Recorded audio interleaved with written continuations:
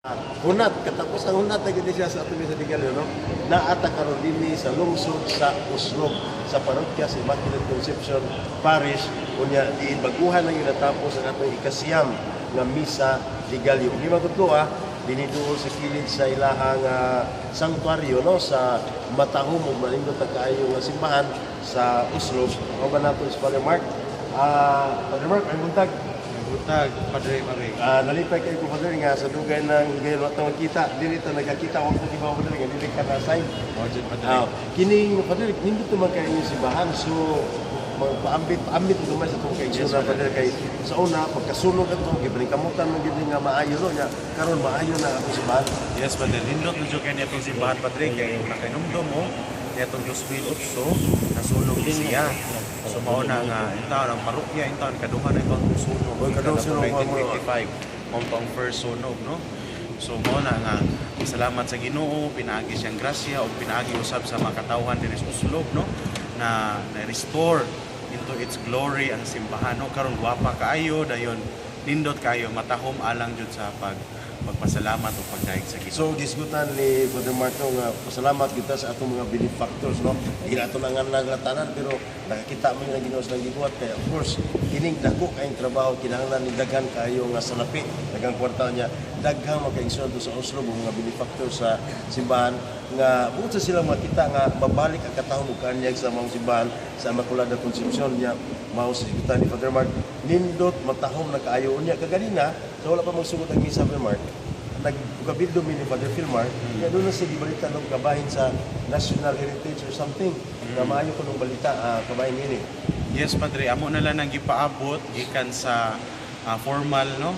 Formal nga recognition pero sa akong nadunggan through our parish priest, no, nga kanang padung na siya. Ang kuan na lang approval na lang jud o gamay na lang ang kuan kay kaning simbahan na is sama sa mga uban simbahan, unique siya tungod sa kadakon, tungod sa iyang kanindot, tungod po sa iyang heritage value. No? Iyang historical dimension sa mga simbahan. No? Kunya, Father, ka lang sa among giagyan nga mga parokya, dagamang mga dako parokya, nasa hindi kay dako, pero buti misay do gamay, kumusta man ang inyo kang kining misa di Galyo bagyon sa man yung pagmagi kanay mga simbahan pa rin nga usaray ilang misa dito rin sa sentro paano iban nga doon mga ilang dikit-dikit ang mga baryo nga dugol niya adto ang misa so unsa may pamagi niya kay sa sigon sa Koloseo na ilaing misa Padre. Among pamaagi dire kami sa atong Padre Cura, Father Jonald, puli-puli mi, alternate mi. So kung ako mo'y nagmisa diri sa simbahan, siya mo'y dito nagmisa sa Kangkuay, usa na siya ka baryo. Kuha na siya sa Barangay Tanawan. Tanawan katong naay mga butanding. Itong mga gentle giants. Dagko mga dagko. Mura sa napari giant pa gentle. Gentle pa. Pero Father, call man na kanang magisgot ta og Uslog, di naman gyud na siya malikayan nga makahisgot mo kita sa gentle giant. So kini di makaigsoon nga naminaw karon sa atong live coverage nga tanaw sa Facebook.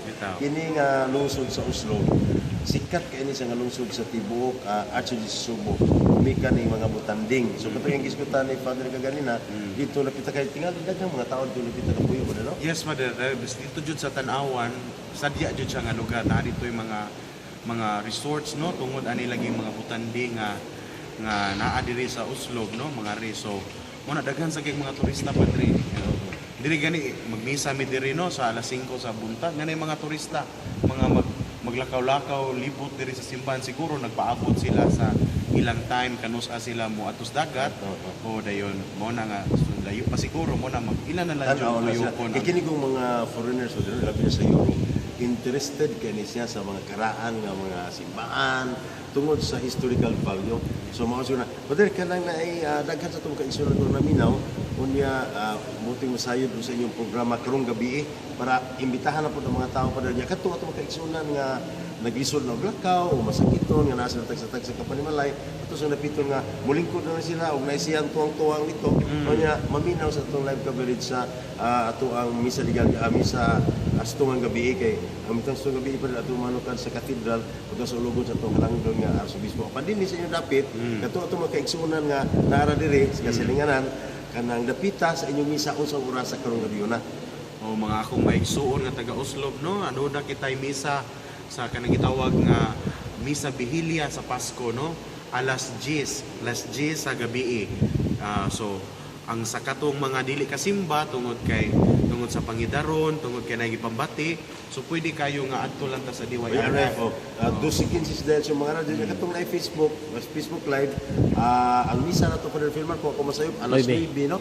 Alas 9 Dito sa katedral. Cebu Metropolitan Cathedral unya ang misa ni ana mao nga tong halangdon nga Arsobispo Jose S. Palma.